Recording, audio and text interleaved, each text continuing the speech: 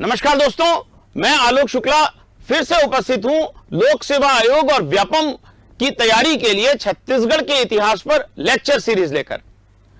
आगे बढ़ने के पहले मेरी चैनल को सब्सक्राइब कर लीजिए और बेल आइकॉन भी दबा दीजिए ताकि आपको हर नए वीडियो का नोटिफिकेशन मिलता रहे।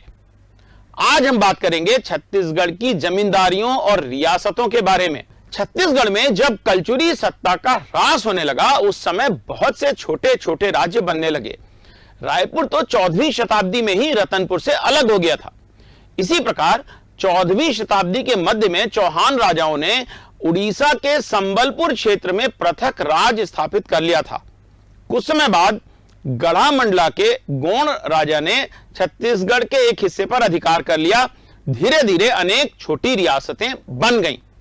मराठों ने प्रारंभ में तो जमींदारियों को समाप्त करके खालसा क्षेत्र में परिवर्तित करने का प्रयास किया, परंतु बाद में उन्हें महसूस हुआ कि जमींदारियों के माध्यम से कर वसूली सरलता से की जा सकती है। इसलिए न केवल उन्होंने जमींदारियों को बने रहने दिया, बल्कि राजनांदगांव, छुईखदान, खुज्जी आदि नई जमींदारियां भी बनाई। जमींदार मराठों को वार्षिक कर देते थे, जिसे टकोली कहा जाता था। अपने क्षेत्र का प्रशासन जमींदार स्वतंत्र रूप से करते थे।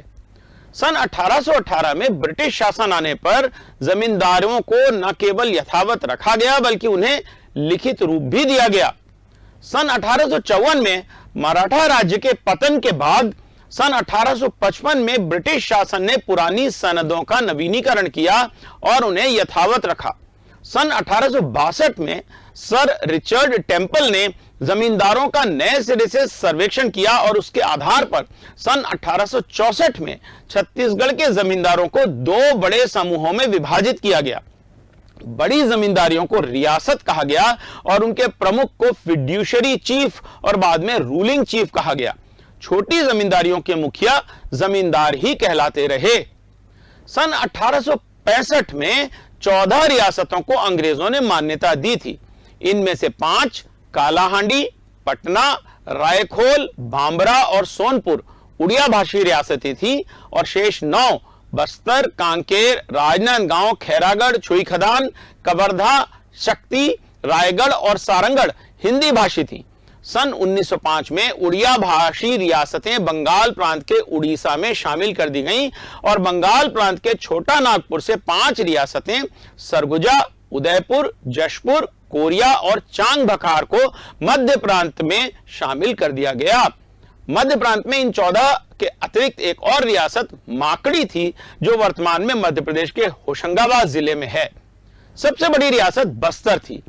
ये रियासतें कलेक्टर के नियंत्रण में ब्रिटिश शासन के अधीन थी और इनके प्रमुख ब्रिटिश शासन के प्रति राजभक्त थे। इसके अतिरिक्त काफी बड़ी संख्या में जमींदारियां भी थीं। कुछ प्रमुख रियासतों के बारे में विस्तार से जानते हैं। पहली बस्तर। बस्तर राज 14वीं शताब्दी में काकतीय वंश के प्रताप रुद्र द्वितीय द्वारा प्रारंभ किया गया था। छत्तीसगढ़ में मराठा राज आने पर यह मराठों के अधीन हो गया। 19वीं शताब्दी के प्रारंभ में इसे ब्रिटिश राज्य के मध्य प्रांत और बरार में शामिल कर लिया गया। बस्तर के अंतिम शासक प्रवीर चंद्र भंजदेव ने भारत गणराज्य में विलय का बहुत विरोध किया, परंतु अंततः 1 जनवरी 1948 को इसका भारत गणराज्य में विलय हो गया। दूसरी कांकेर। जनश्रुति के अनुसार कांकेर राज्य की स्थापना सातवाहन वंश के राजा शताकर्णी द्वारा की गई थी। 1809 में कांकेर पर मराठों ने विजय प्राप्त कर ली और यहां के राजा को पद से हटा दिया। 1818 में जब नागपुर राज्य ब्रिटिश शासन के अधीन आ गया तब अंग्रेजों ने कांकेर के राजा को पुनः स्थापित कर दिया और यहां से 500 रुपए की टकोली निर्धारित की। कांकेर राज्य के भारत गणराज्य में विलय के पत्र पर राजा प्रताप भानुदेव ने हस्ताक्षर किए थे। तीसरी राजनांदगांव रियासत है। कहते हैं कि 18वीं शताब्दी में पंजाब से एक शॉल का व्यापारी प्रहलाद दास राजनांदगांव आया था और उसी ने इस रियासत की नींव डाली थी। प्रहलाद दास बैरागी पंथ को मानता था। बैरागी ब्रह्मचारी होते हैं, इसलिए उनमें गुरु शिष्य परंपरा के अनुसार उत्तराधिकारी का चयन होता है। प्रहलाद दास के बाद उनके शिष्य हरिदास को मराठों द्वारा मान्यता दी गई। इस समय इस रियासत के 4 भाग थे: नांदगांव, पंडाडा, महगांव और डोंगरगांव। 1965 में इन चारों का राजनांदगांव में विलय करके राजनांदगांव रियासत बनी। अंग्रेजों ने यहां के महंत घासीदास को सनद देकर यहां का राजा स्वीकार किया। महंत घासीदास ने विवाह किया और उनका पुत्र भी हुआ। इसके बाद राजनांदगांव रियासत में पुत्र को विरासत उत्तराधिकार में मिलने लगी। राजनांदगांव का विलय भी भारत गणराज्य में 1 जनवरी 1948 को हुआ।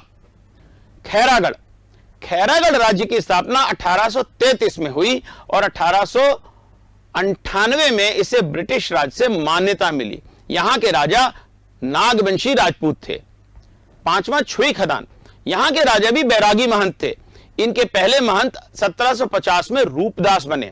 1865 में इन्हें ब्रिटिश राज से मान्यता मिली, तब महंत लक्ष्मण दास को सनद दी गई। 6वां कवर्धा, कवर्धा राज की स्थापना 1751 में हुई। यहां कबीरपंथी लोग रहते थे।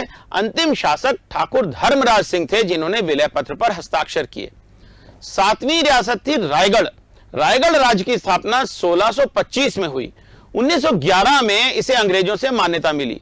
रायगढ़ राज्य घराना बरगढ़ पर भी राज करता था। यहां के राजा देवनाथ सिंह ने 1857 के युद्ध में अंग्रेजों को सहायता की थी। रायगढ़ के राजा चक्रधर सिंह कथक नृत्य और हिंदुस्तानी शास्त्रीय संगीत के लिए चर्चित माने जाते हैं। 8वीं रियासत थी सक्ती। सक्ती में राजगोंड शासकों का राज था। कहते हैं सक्ती राज की स्थापना संबलपुर राजा के 2 सैनिकों ने की थी। अंतिम राजा राणा बहादुर लीलाधर सिंह थे। यहां के राजा सुरेंद्र बहादुर सिंह भारत की हॉकी टीम के सदस्य भी रहे और मध्य प्रदेश शासन में मंत्री भी रहे। 9वीं रियासत थी सारंगढ़। जनश्रुति के अनुसार सारंगढ़ राज्य की स्थापना भंडारा से आए हुए गोंड लोगों द्वारा की गई थी। पहले यह रतनपुर के अंतर्गत था, बाद में इसे संबलपुर में शामिल कर लिया गया। 1818 में यह ब्रिटिश के अधीन आ गया। यहां के राजा भवानी प्रताप सिंह के आयु कम होने के कारण 1878 से 1889 तक सारंगढ़ पर सीधा ब्रिटिश शासन भी रहा। 1 जनवरी 1948 को सारंगढ़ का भारत गणराज्य में विलय हो गया। 10वीं रियासत सरगुजा। सरगुजा के महाराज रामानुज शरण सिंह देव बड़े शिकारी थे। यह माना जाता है कि सरगुजा के राजा पलामू से आए थे। 1818 में सरगुजा ब्रिटिश के अंतर्गत आ गया था। 11वीं रियासत उदयपुर। उदयपुर की स्थापना 1818 में सरगुजा राज की एक शाखा के रूप में हुई। यहां के राजा रक्सेल वंश के बिंदेश्वरी प्रसाद सिंह देव थे। 12वीं रियासत थी जशपुर। कहते हैं मुगलों के समय जशपुर पर डोम शासकों का राज था। बाद में यहां के राजा चौहान राजपूत बन गए। 13वीं रियासत थी कोरिया। कोरिया राज्य की स्थापना 17वीं शताब्दी में चौहान राजपूतों ने की थी, जो राजपूताना से आए थे। सन 1818 में भोसला शासकों ने कोरिया ब्रिटिश को सौंप दिया। 24 दिसंबर 1819 को कोरिया ब्रिटिश प्रोटेक्टोरेट बन गया था। 14वीं चांग भाकार। 1790 में चांग भाकार राजा कोरिया रियासत से बनाया गया। 1821 में इसे छोटा नागपुर में शामिल कर लिया गया। 1909 में इसे वापस छत्तीसगढ़ संभाग में शामिल किया गया। 1 जनवरी 1948 को इसे भारत गणराज्य में विलय करके सरगुजा जिले में शामिल किया गया। इन रियासतों में राजभक्ति और जन जागृति के अनेक उदाहरण हैं। बस्तर राज में गेंद सिंह के नेतृत्व में 1823-24 में नागपुर के भोसलों के विरुद्ध संघर्ष किया गया था। सोना खान के जमींदार रामदास ने 1818 से 1820 में अंग्रेजों और मराठों के विरुद्ध संघर्ष किया।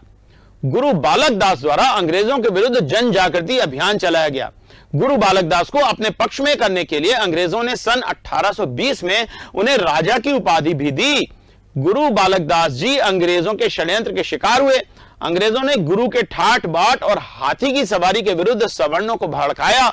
गुरु बालक दास की हत्या औरा बांधा मुंगेली के निकट सन 1860 में करवा दी गई।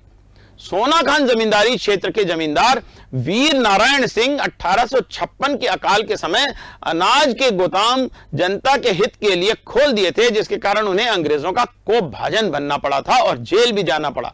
बाद में जेल से बाहर आकर उन्होंने सैनिक एकत्र करके अंग्रेजों से विद्रोह किया, जिसके कारण उन्हें 10 दिसंबर 1857 को फांसी हुई। इसके बाद अंग्रेजों के विद्रोह के अन्य कई उदाहरण भी हमें मिलते हैं, जैसे उदयपुर के राजकुमार, बस्तर के वेंकटराव बाबूराव आदि। स्वतंत्रता प्राप्ति के बाद इन रियासतों का भारत गणराज्य में विलय किया गया। भारत स्वतंत्र अधिनियम 1947 के प्रावधानों के अनुसार देशी रियासतों को भारत संघ में विलय होने अथवा स्वतंत्र रहने का अधिकार था। अनेक रियासतें भारत गणराज्य में शामिल नहीं होना चाहती थीं। तत्कालीन गृह मंत्री सरदार वल्लभ भाई पटेल के प्रयासों से सभी देशी रियासतों का भारत में विलय हो सका। छत्तीसगढ़ और उड़ीसा की रियासतों के विलय के लिए लाइजन ऑफिसर का कार्यालय कटक में था। दूसरी तरफ इन रियासतों ने भी रायपुर के राजकुमार कॉलेज में एकत्रित होकर अपना एक संघ ईस्टर्न स्टेट यूनियन या पूर्वी रियासतों का संघ बनाया। इस संघ ने 1 अगस्त 1947 से काम करना प्रारंभ कर दिया था। इसका नेतृत्व बस्तर और मयूरभंज कर रहे थे। इस संघ ने अपना एक संविधान भी बनाया था। भारत सरकार ने इस संघ को मान्यता देने से इनकार कर दिया। सरदार पटेल ने बस्तर के शासक प्रवीर चंद्र भंजदेव को चर्चा के लिए दिल्ली बुलाया। छत्तीसगढ़ की रियासतों के भारत गणराज्य में विलय के उद्देश्य से council of action in Chhattisgarh states का गठन किया गया। ठाकुर प्यारेलाल सिंह इसके अध्यक्ष एवं जयनारायण पांडे सचिव थे। उनके प्रयासों से संघ में मतभेद उत्पन्न हो गए। भूतपूर्व शासकों के एक सम्मेलन में खैरागढ़ के राजा वीरेंद्र बहादुर सिंह ने कहा कि विशेष परिस्थितियों को देखते हुए सभी रियासतों का भारतीय संघ में विलय कर दिया जाए। काउंसिल एवं ठाकुर प्यारेलाल सिंह जी ने भी जनमत तैयार किया एवं एक प्रस्ताव भी पारित किया। इस बीच कोरिया, पटना एवं खैरागढ़ के राजा अपना पक्ष रखने के लिए 1 सितंबर 1947 को दिल्ली गए, पर सरदार पटेल ने उनकी मांगें ठुकरा दी।